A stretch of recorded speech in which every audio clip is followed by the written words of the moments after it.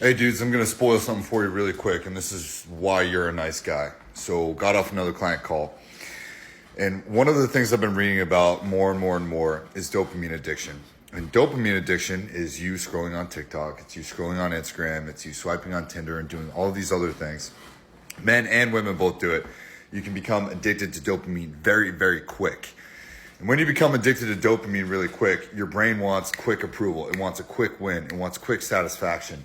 And what this does, especially in men, is it causes you to become a nice guy. And when you become a nice guy, it's because you're seeking that quick approval. You don't want to upset anyone. You don't want to offend anybody or hurt anybody's feelings. And it trains you to just get people to like kind of approve of the things that you're doing because you're looking for that quick approval. So here's what dopamine really does. There's artificial dopamine and there's natural dopamine. Natural dopamine you get from like petting a dog, walking on the grass, walking on the beach, feeling the sun on your face, winning a sports game. Like these are great things that when you participate in them, they feel good and you feel a natural high, which is good.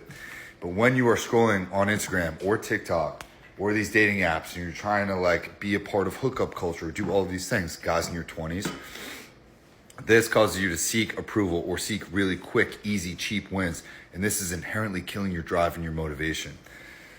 I'm not saying as a dude that you need to be a barrel-chested freedom fighter and offend everybody and burn every single bridge that you go down. Being masculine is not necessarily a bad thing. Being masculine simply means to me aligning your words and your actions and taking care of others and like lifting other people up around you, but also not being able to like stand your ground and say, hey, I disagree with that, or hey, here's how I really feel, and speaking up for yourself. When you do that, when you speak up for yourself and have good boundaries and aren't afraid to kind of ruffle some feathers or get into a confrontation, that improves your self-confidence and your competence in being able to speak up for yourself and using your third chakra to talk, okay? Anyways, back to dopamine. When you experience too much artificial dopamine, you're flooding your brain with a bunch of chemicals. It's like going to 1,000 miles an hour, whereas your brain, when it starts to slow down away from that 1,000 miles an hour because you're not getting artificial dopamine anymore, that causes feelings of withdrawal and anxiety and depression and lethargy. And so what happens is that prompts you to start kind of being a nice guy and not offending people and maybe holding your voice back or maybe holding how you really feel back because you're afraid that if someone doesn't like you, that's going to increase those feelings of anxiety and depression and loneliness and withdrawal symptoms. So my recommendation to you is start limiting your screen time.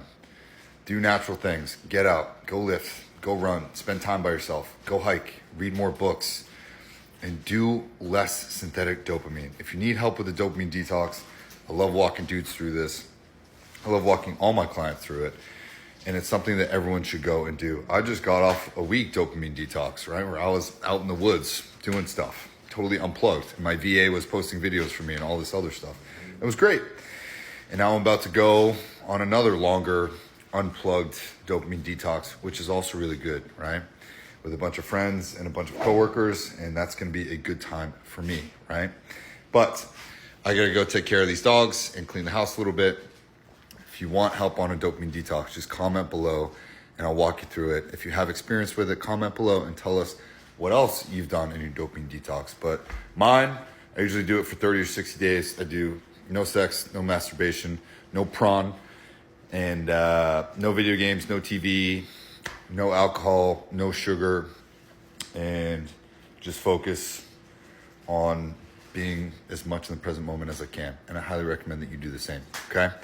Eat healthy, be a good dude, do good things, help other people, take care of other people, and take care of yourself. See you in the next one.